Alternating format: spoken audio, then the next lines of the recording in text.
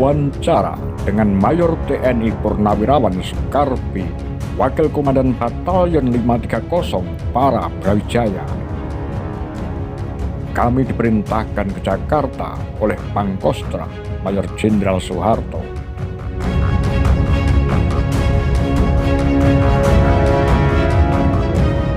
Wawancara dengan Mayor TNI Purnawirawan Soekarpi, Wakil Komandan Batalyon 530 Para Brawijaya, pada hari Kamis 24 September 1998. Saat itu, Soekarpi berusia 73 tahun. Mayor Purnawirawan Soekarpi ditemui di rumahnya di Ponorogo, Jawa Timur. Tahun 1965, ketika berpangkat kapten dan menjabat Wakil Komandan Batalyon Wadanyon 530 Brawijaya, ayah 7 anak ini mendapat tugas memimpin pasukan berangkat ke Jakarta. Tahun 1970, ia dimasukkan tahanan. Berikut petikan wawancara dengan Mayor Purnawirawan Soekarpi. Berapa lama Anda jadi tahanan politik? 10 tahun lebih. Masuk tanggal 7 Oktober 1970, keluar 15 Oktober 1980. Apakah Anda sempat diadili? Tidak. Lantas apa kesalahan Anda? Saya tidak tahu, tapi kira-kira seminggu sebelumnya, waktu itu saya masih di Malang. Saya dipanggil ke Denpom untuk membuat laporan tentang apa yang saya ketahui dan alami dalam kejadian tanggal 30 September dan 1 Oktober 1965. Kemudian, secara kronologis saya membuat laporan lengkap. 2 kali saya dipanggil. Ternyata tanggal 7 Oktober tiba-tiba saya ditahan. Kemudian saya dipindahkan ke Lowokwaru. 8 tahun saya ditahan di Lowokwaru, Malang. Kemudian terakhir dipindahkan ke rumah tahanan militer Budi Utomo, Lapangan Banteng, Jakarta. Apakah gara-gara laporan itu Anda ditahan? Saya tidak tahu. Mungkin saja. Apa isi laporan Anda? Saya menulis peristiwa yang saya alami saat saya menjadi Wadanyon 530 Para Brawijaya tahun 1965 itu. Waktu itu, saya mendapat perintah membawa pasukan ke Jakarta untuk mengikuti hari ulang tahun Angkatan Bersenjata Republik Indonesia ke-20. Saya laporkan juga apa yang kami kerjakan di Jakarta. Tidak saya tambah-tambahi. Siapa yang memberi Anda perintah membawa pasukan ke Jakarta? Panglima Kostrat, Mayor Jenderal Soeharto, melalui radiogram. Apakah Anda bisa jelaskan seputar perintah itu? Ya, tanggal 21 September 1965, ada radiogram dari Pangkostrat. Radiogramnya saya ingat nomor 220 dan nomor 239, tanggal 21 September 1965. Isinya, perintah agar Yon 530 Para Brigade 3 Brawijaya dipersiapkan dalam rangka HUT ABRI ke-20 tanggal 5 Oktober 1965 di Jakarta dengan perlengkapan tempur garis pertama. Setelah persiapan, pasukan diberangkatkan dalam 3 gelombang, yaitu pada tanggal 25, 26, dan 27 September dengan kendaraan organik dan kereta api. Waktu itu pangkat saya kapten, jabatan Wakil Komandan Batalyon 530 Para Brawijaya, Brigade 3 Para Kostrat, bertugas memimpin pemberangkatan pasukan gelombang ketiga. Pasukan berangkat dari Madiun dengan kereta api. Yang jadi Panglima Kodam Brawijaya waktu itu adalah Mayor Jenderal Basuki Rahmat. Apa yang Anda lakukan sesampainya di Jakarta? Tanggal 28 September, kami diakomodasikan di Kebon Jeruk. Di sana kami bergabung dengan Yon 454 Para Diponegoro dan Yon 328 Para Siliwangi.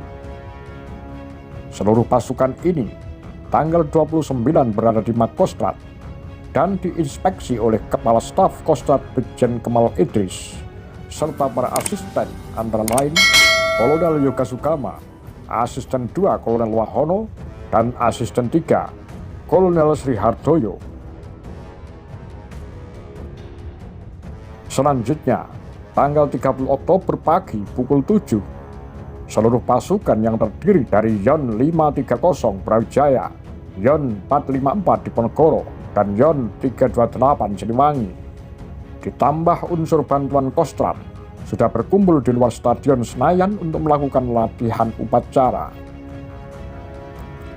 Sambil menunggu kedatangan Inspektur Upacara Pangkostrat Mayor Jenderal Soeharto, kami laporkan Komandan Upacara dan Brigadir 3 para Kolonel Sukresno. Pukul 8 rombongan Inspektur Upacara datang didampingi unsur asisten Kostrad. Setelah latihan upacara dan laporan-laporan oleh Pangkostrat, pasukan diperintahkan untuk latihan PBB. Latihan berlangsung hingga pukul 2 siang. Sejak kapan pasukan Anda ditempatkan di sekitar lapangan Monas? Selesai latihan, kami kembali ke Kebon Jeruk. Sebelum pasukan saya dibubarkan, saya memberitahu pasukan bahwa sore hari mereka bebas dan boleh rekreasi ke kota. Tapi sore hari ada perintah bahwa pasukan tidak boleh rekreasi. Malam hari pukul 7, semua danton ke atas dikumpulkan di Aula Pertanian Kebon Jeruk untuk mendapat briefing dari Danjon 530 Mayor Bambang Supeno. Apa isi briefingnya? Isinya saya masih ingat. Pertama, ibu kota Jakarta dalam keadaan gawat. Demikian juga keadaan Pangti Abri. Kedua, ada kelompok Dewan Jenderal yang akan mengadakan kudeta terhadap pemerintahan Republik Indonesia yang sah. Pukul 11 malam, satu kombi Yon 30 dipimpin Letnan 1 Muhammad Saleh dan Resimen Cakrabirawa meninggalkan ruangan briefing. Briefing selesai pukul 12 malam. Pukul 2 pagi, tanggal 1 Oktober, sisa Yon 530 saya pimpin menuju Kompleks Monas. Di Kompleks Monas, kedudukan pasukan saya berada di depan istana. Saya melihat bendera kuning berkibar di atas gedung istana. Mengingat kedudukan kami dekat Makostrad, maka pasukan pun sering keluar masuk Makostrad untuk ke kamar kecil. Karena tidak ada teguran dari Kostrad, berarti Kostrad tahu bahwa pasukan kami ada di sana. Jadi, tidak betul kalau saya pernah baca koran ada pasukan liar di sekitar Monas. Bukan liar, karena Kostrad tahu kedudukan kami.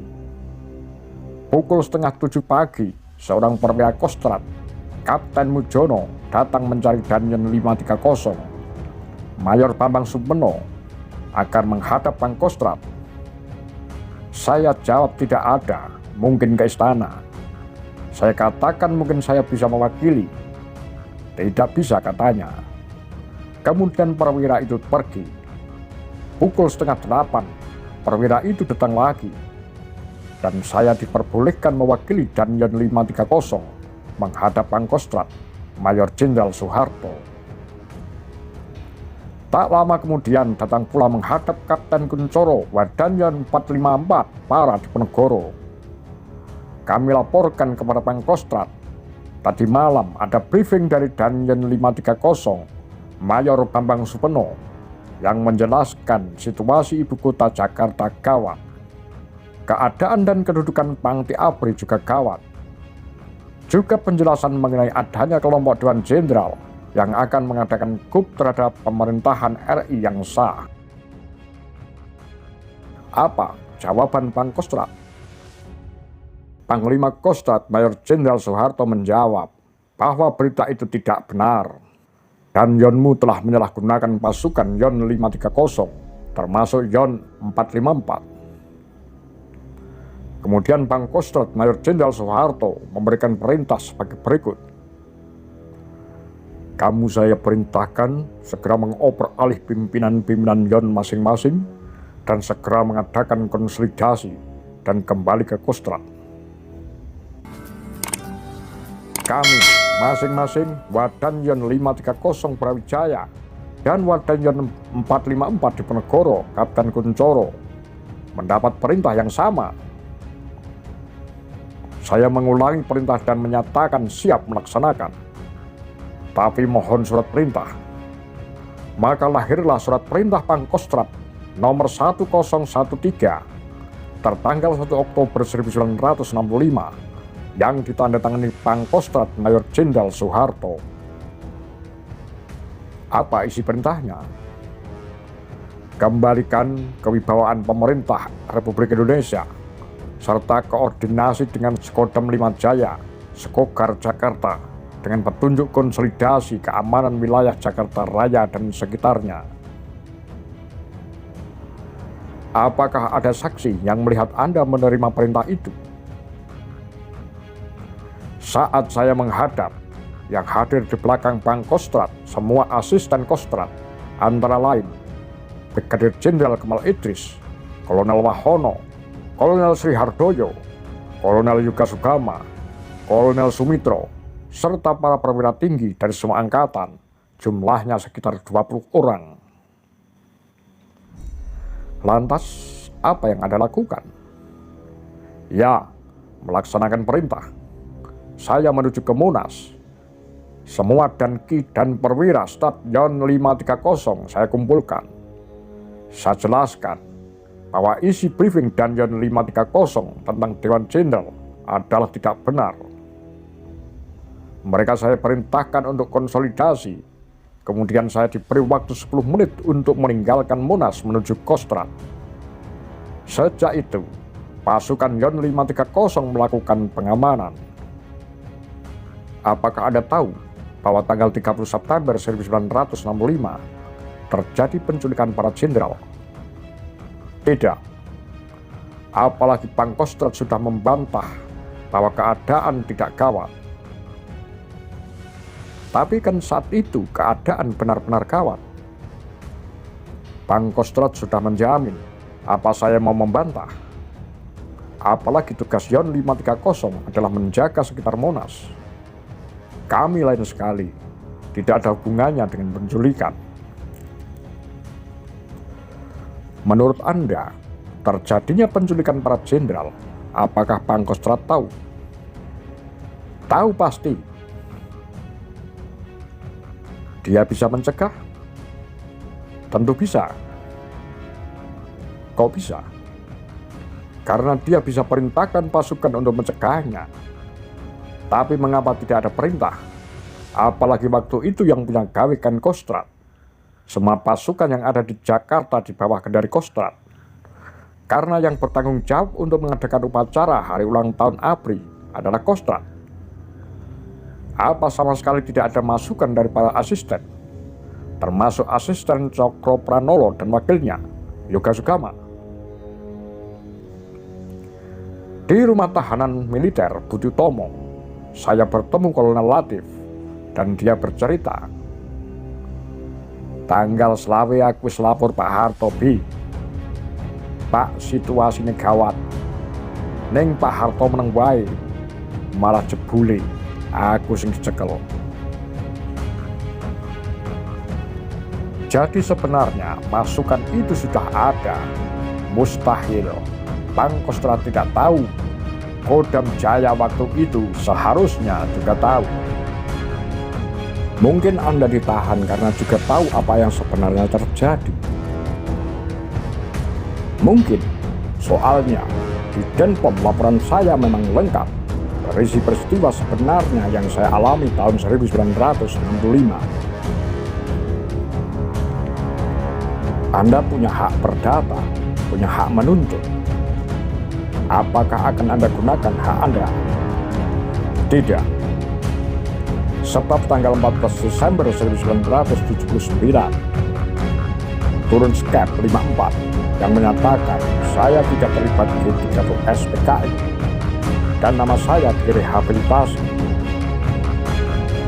Tanggal 16 Maret 1981 turun skep nomor 26466 yang menyatakan terhitung mulai Oktober 1980 Saya pensiun dengan pangkat mayor.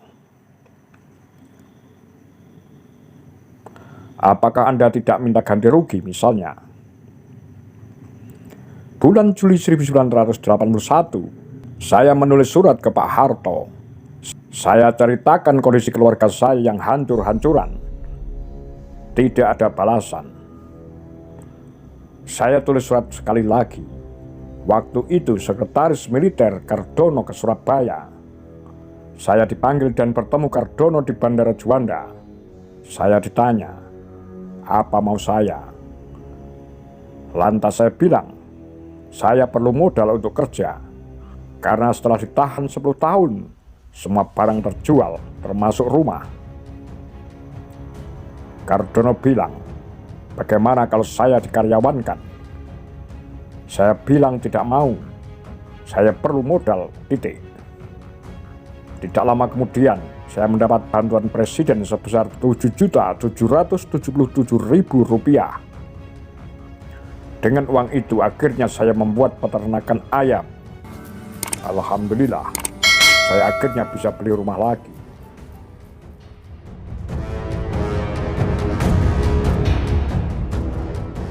Apa pendapat Anda? Demikian kura-kura Pagar Lambe Sundel.